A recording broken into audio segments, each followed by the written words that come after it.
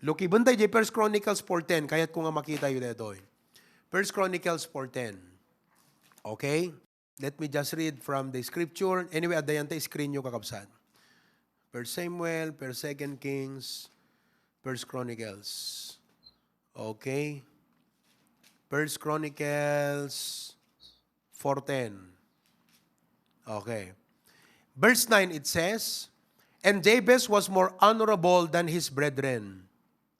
And his mother called his name Jabez, saying, Because I bear him with sorrow. And Jabez called on the God of Israel, saying, Oh, that thou wouldest bless me indeed, and enlarge my coast, and that thine hand might be with me, and that thou wouldest keep me from evil, that it may not grieve me. And God granted him that which he requested. Kakabsat, adatalo nga kayat ko nga maamuan nyo, may panggap ka dito biyag ni Jabez. Kuna ni Pastor John Di Calman, after I preach, adak di pasukin timawag. Congratulations anak ko, nakapimpintas ti panangishare mo ti message. Actually, kunana, dito life ni Jabez, ti may nga nang inspire kanyak, iti panagserbik iti apo. No ape nga kastoy nga naturudak, nga gistart ka digiti mission, kalata Hawaii. Kasi kaslakan Jabez, kastat kararag ko, iti trabaho iti apo. Katamuyo, hala nga pastor, ti pakayaplikaran nato yung prayer of Jabez. No di kat datayo amin, no Kristiyano ka, kat kayat mo nga usaran na ka ti apo.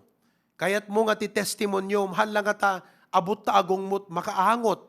No di kat dagiti tattaw ti aglawlaw, maangot da ni Kristo ti biyag mo. Daytoy iti dapat nga ikararag mo. The prayer of Jabez. Now, at dati talo nga kayat ko nga maawatan yung tagagabsat. Umuna, kitaan tayo the meaning of His name. May ikadwa, the magnification of His life. May ikatlo, the magnitude of His prayer.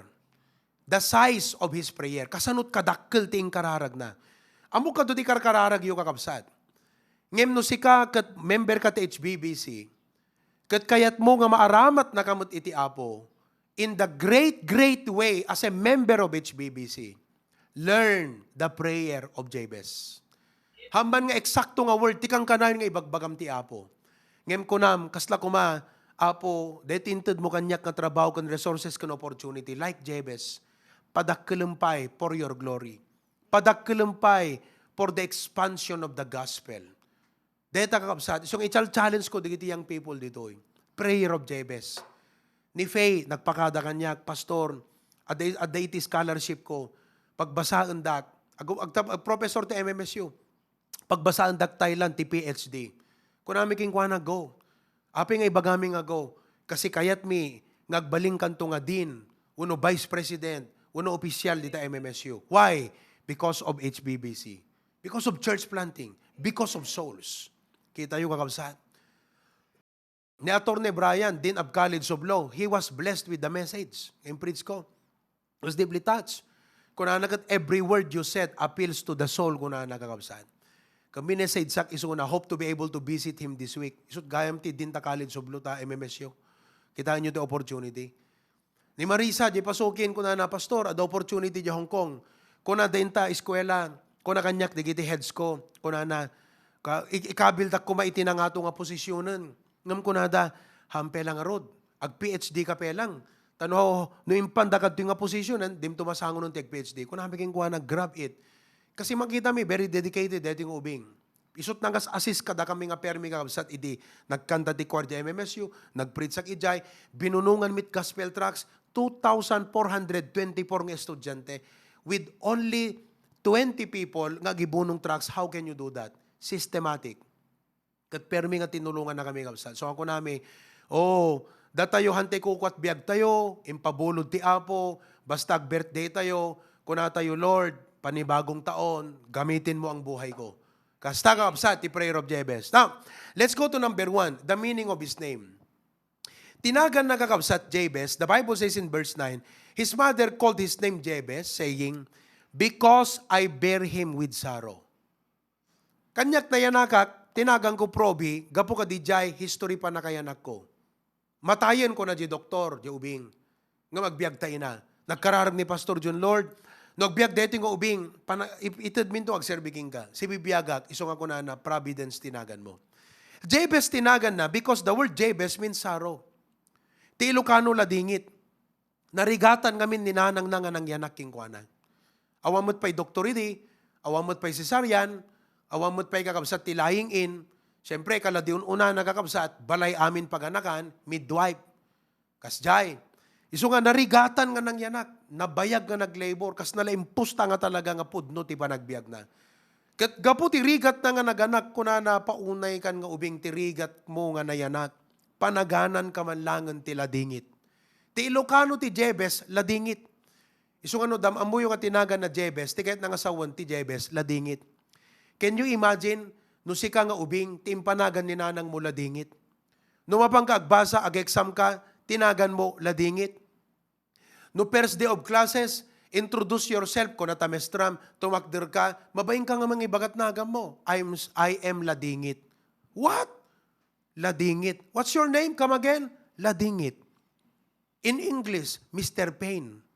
Hanga P-Y-N-E, P-A-I-N, Mr. Pain kakabsat. Kastat nagan na. People called him Mr. Ladingit. Ay, ladingit. Siguro di kitita dumakakadwa ng ubing pagkakatawaan da isuna. Ladingit, ladingit, ladingit kung kuna daging kuana. You know? But you know what? Listen to me carefully. Numan pa'y itinagan na ket ladingit. Inliklik isuna iti apo, iti kasjay nga panagbiag. Tibiyag na saan nga nagbalin nga naladingit. Tibiyag na nagbalin nga naragsak, nagbalin nga nakaaapal. Iso nga mamatiak, nga dagitita tao nga kaubingan na, idi dadakildan, contemporaries dan, handa mabalin na katawaanan. Apay, because no kitam tibiyag na kakabsat, na isang sangayan. Binendisyonan iti apo. So I don't know the sorrows that you have gone through in your life. But listen to me, in God, in the Lord Jesus Christ, you can live a life of joy. You can live a life of blessedness. You can live a life that is honorable. Number 2, the magnification of his life. The Bible says in verse 9, Jabez was more honorable than his brethren. Ti kahit nga sa undeta kakabsat, ni Jabez, kadagiti kakabagyan na, kan kakabsat na, isolaang kakabsat ti talaga nga na isang sangayan. Iso na ti nainggasatan. No, at the termino nga nainggasatan, but we don't believe in nagasat. Blessed ko na tayo nga nabendisyonan. Okay? So, he was more honorable than his brethren. Kat amu tayo kakabsat, nga hanga ni Jabez tinangitag ay tibagina. No di kat ti apo tinangitag ay gingkwana. Why? Because nila apo Diyos tipudno nga makaitag ay iti tao. Only God can truly exalt a man. Joshua 4:14. Kita nyo kakabsat. Joshua 4, verse 14, anak ko na nadjay. On that day, the Lord magnified Joshua in the sight of all Israel, and they feared him, as they feared Moses all the days of his life. Ito ang kwento. Ni Moses, inayaban ti Diyos, nga mangsalbar ti Israel from Egypt, kat magnadat wilderness, nga mapanji Canaan, taisot in promise ti Apo nga pagnagdanda. Natay ni Moses in the course of the action. Here comes Joshua, a neophyte and young. And probably, looking at the people, makita ni Joshua ti reaction ti tao, ubing detoy, kaya na nga ta, kalaing da nga ta ni Moses. So Joshua had a little bit of reservation, most likely in his heart. Ngem ni Apo Diyos ko na nakingkwana, be strong and of a good courage. As I was with Moses, I will be with thee. And you know what God did? The Lord elevated Joshua, magnified him, so that they feared him as they feared Moses. The word fear means respect. In galang da kakabsat ni Joshua, apay, because ti Apo nakita da itibiyag na. Kalaki ni Joseph, Genesis, na ikabil ijay Egypt, ginatang da nga adipan, nagtrabaho kini Potiphar as servant. Ngayon anak ko na ti Biblia, the Lord was with Joseph. And whatever he did, the Lord made it to prosper. You know, listen, agtrabaho kayo, ngayon no, dati Apo king kakabsat, kunanto ti tao, na isang sangayan kasi ka. Anat sikreton, kasta ni Jabez. Whatever he did, he prospered. People tried to pull him down, but nobody can because God just kept exalting him. Deta ti kayat ko nga makita yung kakabsat. Ni Apo Diyos lang ti pudno nga makaipangato ken makaitandudo, makaitalo ti biyag tayo nga anak na kakabsat. The word honorable means esteemed, held in great respect. It means more distinguished in reputation. That is Jabez. All his neighbor, friend, relatives, they respected him. Mataas ang tingin sa kanya. Mataas ang kanilang paggalang sa kanya. Why? Because God was with him. The question ita nga malam kakabsat, kung natay siguro, anat sikreto ni Jabez? Ape nga intag ay ti Apo isuna. They jay ti kayat ko nga makita yo. Because look at this statement I put. Amo ni Jabez ti inararamid na. Iso nga intag ay ti Apo isuna nga natantanok ngem dagiti kakabsat na. Ti kayat ko nga i-share ka daga ita nga malem before I close. Anyat inaramid ni Jabez apay nga intandudo ken intalo ni Apo Dios isuna. Anyada dagiti rason. Anyada dagiti sekreto na kakabsat. There are 3 reasons and secrets in the life of Jabez that I want to share with you why God honored him above his brethren. Ti prayer mi kakabsat, kastamot kini Jabez, i-honor na kay ti Apo. Digiti anak tayo, kastadan to kuma, na isang sangayan da kakabsat, nga makita ti ima ti Apo kadakwada. So let me share with you the 3 reasons why God honored Jabez. Umuna ti amin kakabsat, letter A, it is because Jabez decided to humble himself before God. That is key number 1. It's humility. Humility before God. Sabaliti humility kakabsat nga, dete, anat pangawag tayo ngamin di giant, pa-humble effect. Pa-humble effect. Hanga pa-humble effect. No di ka ti humility is a matter of your attitude to God. Anyat attitude mo kan Apo Diyos. Do you acknowledge Him in your life? Do you acknowledge Him? That is humility. Your success, your attainments, are you acknowledging God? In your plans, do you acknowledge Him? Because if you're not doing that, then you are not really humbling yourself to God. Exaltation is a result of humility. Ti pa nakaitag ay kakabsat, resulta ti pa nagpakumbaba kana po Diyos. Siguro, gapo ka deti background ti biyag na, nga ladingit nagan na, di makkel nga adot ng katkatawaging kwa na, adot sa sakit, nga napadasan na kakabsat, isot gapo na siguro nga nagpakumbaba iso na ti apot ko na Apo Diyos. Kastoy ti ko na ti tao, pagkakatawan datnagan ko nga ladingit. Apo, bendisyonan nak, itag ay nak. Gapo day jay nga pa nagpakumbaba na iti Apo kakabsat, intag ay iti Apo isunan. Proverbs 18:12, the Bible says, before destruction, the heart of man is haughty, and before honor is humility. Nung nalastog ta anak mo, alam na this. Kakabsat, the only way to destruction is the pride avenue. No jay pride avenue tinagnaam, nagpalangguad ka, hamo nga ing bilang ti Diyos ti biyag mo, hamo amo nga bigbigan digiti insaad ti Apo, nga mangituray iti biyag mo, kas dagiti adipon na, kas kadagiti naganak mo, if you do not know how to acknowledge the people God placed in your life to lead and govern you, then there is pride in you. It will not be long from now, the Bible says, you will meet your destruction. And I am here to warn you, kakabsat, isongan nyo patangkan ng tatiltilyo, takunan na sa Bible, he that is often rebuked, hardeneth his neck. Di kanayon nga mabagbagaan, mapalpalagipan, ngagpakumbaba ka na po Diyos, agsubliga ka na po Diyos, ni Apo Diyos ti surutem, kung kunam, kat di na ipangpangag, anak ko na di Bible, he that hardeneth his neck, anak ko na he that is often reproved, hardeneth his neck, shall suddenly be destroyed, and without remedy. No ti Diyos ti mang perdita biyag mo, awan pulos remedyo na. Ngam uray kasanot pan nakadadail tabiyag mo, no ti apot bang tarimaan, nothing is impossible. Isong agpakumbaba ka ti Apo. And the road to honor, simple lang kakabsat, do kayat mo nga ti Apo ti mangitag-ay. Kasi, pwede mo't kasikat mangitag-ay tabagim eh. Unbelievers can do it.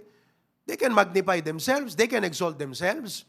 Ngam no kayat mo nga ti Apo at mangi-magnify king ka, take the highway of humility. So there are two options in your life. The avenue of haughtiness or the haughty avenue or the humility highway. Which would you take? James 4:10. James 4:10. The Bible says, humble yourselves in the sight of the Lord. Agpakumbaba ka iti Apo. Agpakumbaba ka ti Apo. And what will God do? He shall lift you up. That's a certain promise. He shall lift you up.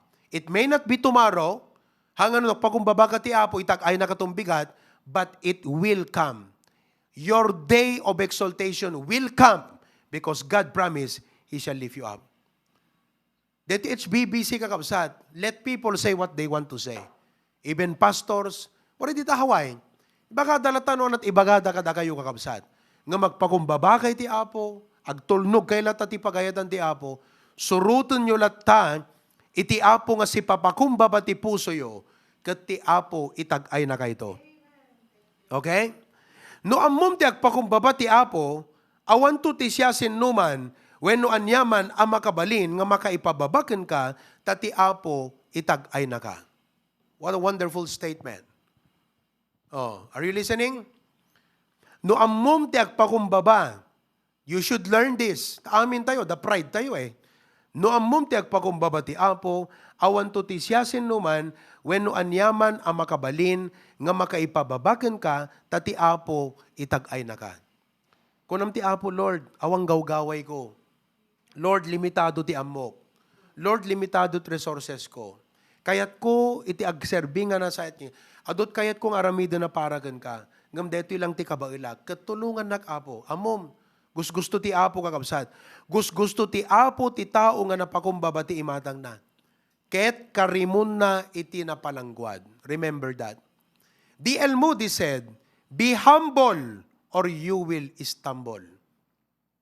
No napalastog ka, napangato ka, nangato ti purwam, urayam ti panakaitiklom mo. Ngam no pakumbaba ka, iliklik na ka ti Apo. So, be humble or you will stumble. Secondly, so nakita yung sekreto ti biyag ni Jabez? Humility before God. Number 2, anat inaramid ni Jabez? Api nga yung tag-ay ni Apo isuna. Number 2, Jabez dedicated his life to do what is right. Diyan muna, he decided to humble himself. Number 2, he dedicated his life to do what is right. Kahit nangasawon kakabsat, nalawag ken kwa na, no anya iti panggep ken aramiden na ti panagbiag na. Oh, is your goal in life clear? What do you intend to do with your life? Hello? Dakayong agtutubo, what do you intend to do with your life? Is it clear? Very simple lang iti dapat tapanunot mo. I will do what is right. I will do what is right. Proverbs 14:34. The Bible says, righteousness exalteth a nation, but sin is a reproach to any people. These are two alternatives and options in life. You do the right way or you do the wrong way. Righteousness or sinfulness. Each will have its corresponding effect or consequence in your life. You cannot escape it. You can choose to do whatever you want to do, but you can never choose the consequence of what you have done. Mabalin mo nga pilyon ta kayat mong aramidan. Ngam di mo mabalin nga pilyon ti consequence na. Because there is always a corresponding consequence of what you do. So bottom line, kunam ti bagim, regardless of what people say, regardless of the culture here in America, regardless of the trend that my friends are doing, I will do what is right. Kat no makita ti Apo nga stand out ka, just like Daniel in the Bible and his friends, you honored him like Jabez, God will honor you. Oh. So nga stand out kayo kakabsat. Do what is right. I don't care kung magbaga nga culture ti Amerika. Ti culture kakabsat, amang pela ti Biblia, hana nagbaliw. Trend nga kung kuna, hana deta trend. DJ right, DJ kuna ti Biblia, isot surutem. If you stand out in your Christian life, you're honoring God. God will honor you. If you honor God by doing right, God sees that. Makita ti Apo that and you will surely reward it. Parents, let me give you a tip. When you teach your children about right and wrong, do not teach them right. Do not just teach them right and wrong because you want them to do what is right. Teach them with the context of the fear of God. Let them know there is a God watching them, not just you. Because hamo ka na mabantayan ta anak mo, mabantayan ka di.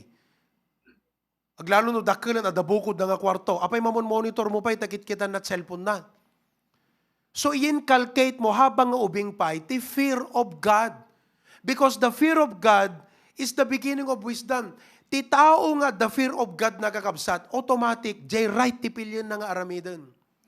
Ngam no napukaw ng ti fear of God kakabsat, no awan ni baptisan, no awan ni pastoran, no awan ni kabsat ti apon, awanan.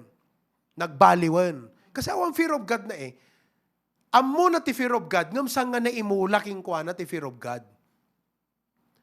Kat importante ta fear of God because iso iti gubwayan iti amin a kinasirib. Ti fear of God, iliklik na ka iti unnecessary heartaches, pain, nga consequence iti wrong decision. Ti fear of God, ipan na ka iti napintas nga estado, nga resulta kakabsat, iti wisdom, gapo tataking ka, jay fear of God. Ni Jabez at the fear of God na kakabsat. Jabez was born during the time of the judges. People were worshiping other gods. Kalayta nakadut gods ti tao. Ta Amerika, hamo ta bulto lang nga kayo no bato ti Diyosan eh. Adut di Diyosan ti tao ta. Kakabsat, kwarta, Diyos ti tao. Trabaho, Diyos ti tao. Pamilya, gagayem, trend, Diyos ti tao amin di kita ta. But as like Jabez, if you want to honor God, and God will honor you, and you want God to honor you, do what is right. You know what's the key? Fear of God. So ako nam ita anak mo, anak ko, what you did is not pleasing before God. Every time, iraman mo ni Apo Diyos di picture, always put God in the picture. So that no kanayon, isuntot agbalin na subconscious thinking nan, isuntot agbalin nga sistema, kala computer, isuntot ti automatic response na kadigiti amin na sitwasyon. Kunanan ton, hangko aramidan dito kasi han na makayayo ko na po Diyos. Dito ti aramida kasi isut pagayatan ni Apo Diyos. You see that? Kat amom na insurum king kwa na deta kakabsat, He will always do what is right. Amom ti may isang isurum, Matthew 6:33. Una makanayo ni Apo Diyos anak ko, I don't care. Awan na patpatag no ni Apo Diyos ti pagsasaritaan. Awan ti umun-una. Nothing comes first if what we are talking about is God. He will always be first. Seek ye first the kingdom of God and His righteousness, and all these things shall be added unto you. Isuro tayo kadigiti anak tayo kakabsat, ti patag ti Domingo. Let's make sure that we have properly inculcated in their mind that Sunday is non-negotiable. Of course, there are unavoidable circumstances, especially there because of work. But let it be known that your conviction is Sunday is non-negotiable. Oh. Numatay ka ita, saludsudag ka da kay nga naganak. Numatay ka ita, automatic to nga tataanak mo nga mapan makigimong.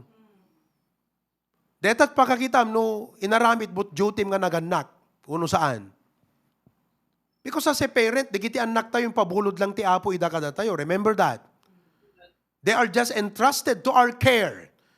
Hantay dapat nga agbalinda nga naatap ka na po Diyos. Dapat na naamo da ka na po Diyos. Oh, naamo da dapat ti panagserbi ti Apo hanga isuda ti naatap. That's our duty. So with that question, ma-realize mo iti dapat nga aramidem. It should be your assignment because you don't know life. Kano alam na katiapon kakabsat. Sayang, dagiti ado nga bambanog te nga nagpabasat anak tayo. Inkarkarigatan tayo. Tapos di damo ngayon una ni Apo Diyos. Kasanuntot pa nang itag ay ti Apo kadakwada kakabsat. Panunutom man deta. Oh. Nagado nga gastos mo nga nagpabasa ta anak mo. Kada kay nagpabasa, babasit pa'y. Tapos dinanto amo ngayon una ni Apo Diyos. Ulitag nga sa lutsudan. Kasanunto nga itag ay ti Apo't biyag. Nagat dinamot amo ngayon una ti Apo. Hello? That's the secret of Jabez. Fear of God. Put God first. I will close with this. Kada kay nga nagbuya di kalman, I'm sure nakita yo. Ni Samuel Trueth Cathy, diyan mo tayo, adagta America, awan nakita ka restaurant, but he owns a big fleet or big chain of restaurant in America, the Chick-fil-A. That's it. Sino kada kayo nakakita Dan? Chick-fil-A. O nakita yaw? Di mainland siguro. Chick-fil-A. Adapi may sa dedan eh. Chick-fil-A. Okay?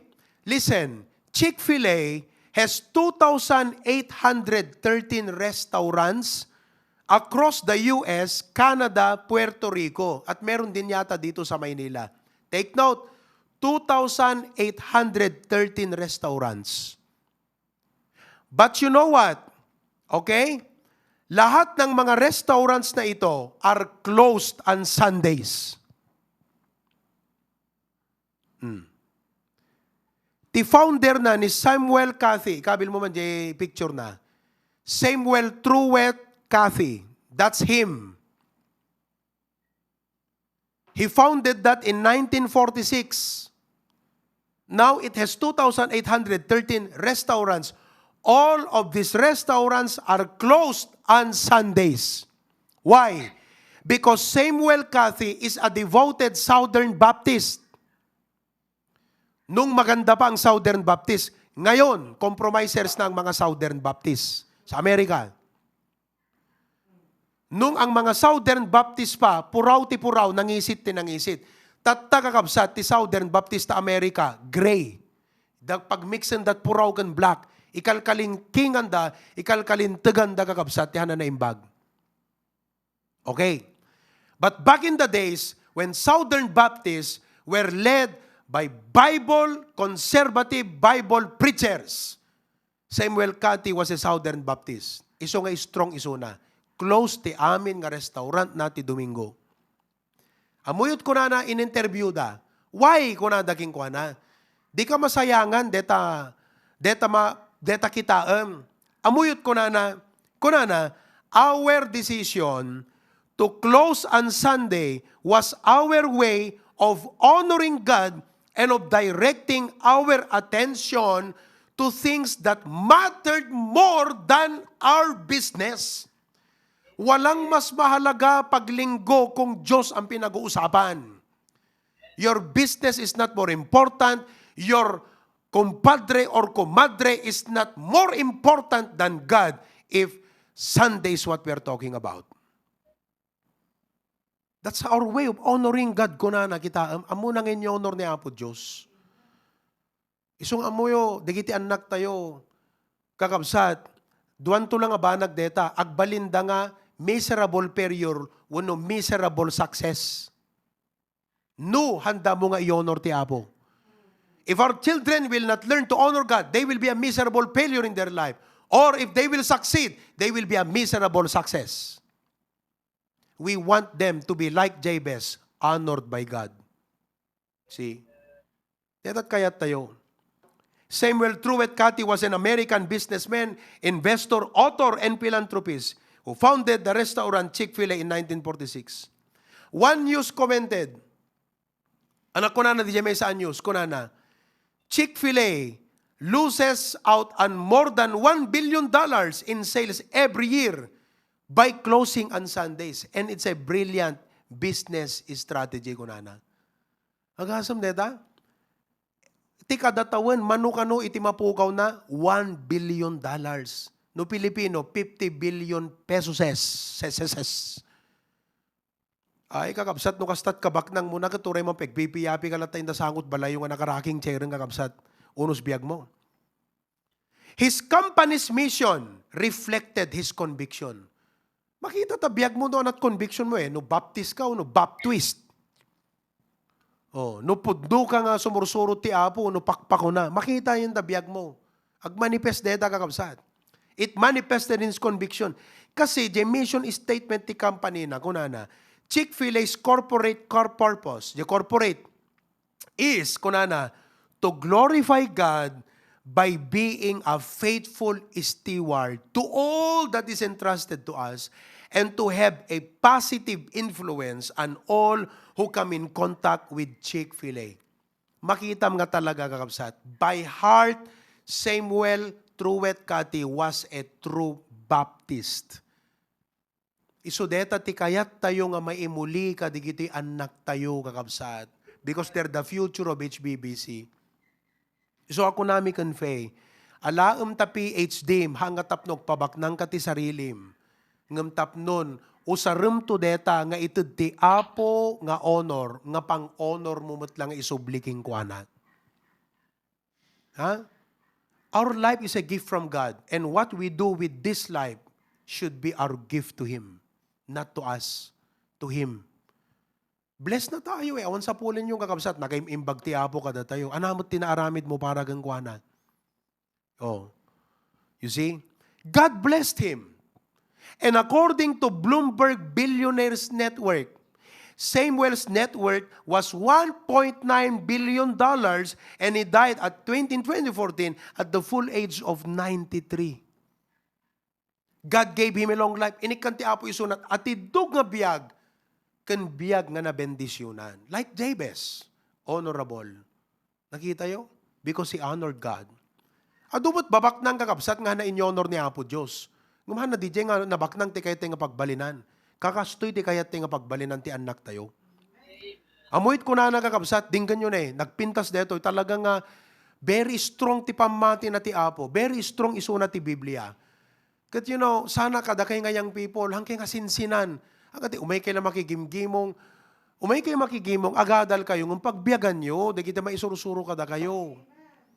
Kita nyo kunana, listen to the next statement.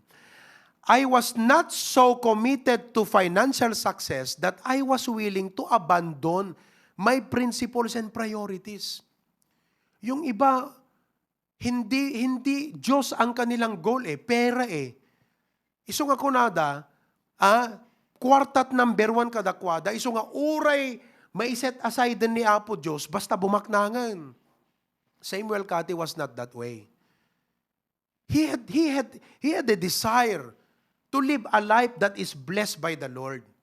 The right way. That's the point. He wanted to be a truly blessed person, a successful person, the right way. It's called good success. Kaya't ko na nga dete, bimak na nga to the point nga in kompromiso ti prinsipyo ken priority nga kas Kristiyano. Ket ti mesa nga ehemplo, very prominent ata agasem kakabsat. Kunana or dijekit kitak nga comment thread, digitay critics na. Kunana adu kanut maikawa kakabsat. No apay kanu ngamin nga close pelat Domingo adut mailawlawan. Ang imana nga rod. Iso nga dito ikat ko the business mo, close on Sunday, ipamuta karato lang. We are members of Hosanna Bible Baptist Church. We are close on Sundays. Come back Monday. We are open Monday to Saturday. We are close on Sunday. We worship God on Sunday. Honor God. You know why I'm sharing this to you folks? Kasi ito ang gusto kong ma-realize nyo. Pwede naman pala. It can be done. Hamukon ko na nga, awanan yun unak ti Apo. No surutek ta ibaga ta Biblia kasano akpay. Look at this guy. He followed God. He honored God. Pwede rin naman pala. Pwede ka rin palang pagpalain na inuna mo ang Diyos na kahit parang nawalan ka dahil linggo, pero inuna mo ang Diyos. Amen ba mga kapatid? Testimony yan. Iso nga, kakabsat, ituloy tayo to dito nga lesson. Iti-impreach ko kada kay di Sunday the prayer of Jebes, hanakas ti outline na idi. Iso nga, inyulit ko kakabsat. And all of God's people say, Amen. Lord God, life is too short. Our life is alone from you. Sami ko kwa, binulod mi lang. Kat pribilehyo, Apo, nga naynayunam ti biyag mi. Help us not to be selfish. Drive away self-centeredness and we are too consumed of ourselves. Sarili lang namin tinitignan mi. And at times, Lord, gaputa tila bagimit kit kita mi. It's either nga ti epekto na, depende di temperamente mi, agbaling kami na lastog. Uno, agkaroon kam ti self-pity, depende di personalidad mi. But we should stop looking at ourselves and look at you and say, Lord, thank you for the life you gave and help us to honor you and worship you and magnify you with our life. Lord, tulungan di kita kakabsat Apo di Hawaii, nga dito life and prayer of Jabez, masurusuro mi Apo, nga surutan ti biyag mi. Very inspiring Apo isuna. Kami pa'y naadal di prayer na, very big Apo dito kararag na Apo. Di pala biyag nat kinita mi Lord. And we are already inspired. Help us parents to inculcate to our children that they learn to humble themselves before God. Nga digiti desisyon nga aramidon da Apo, ikonsultar da kan ka. Nga digiti amin nga aramidon da tibiyag da, iyon una da ka, i-honor da ka Apo. Digiti sweldo da ag-tithes da king ka Apo. Amo da nga ito di apagkapullo. Amo da ka Apo nga padayawan, hanggang ti taot padayawan da nga umunano di kat si ka Apo Diyos. Because you will honor us and all these things shall be added. Thank you, Lord God, for the reminder. In Jesus' name we pray. Amen.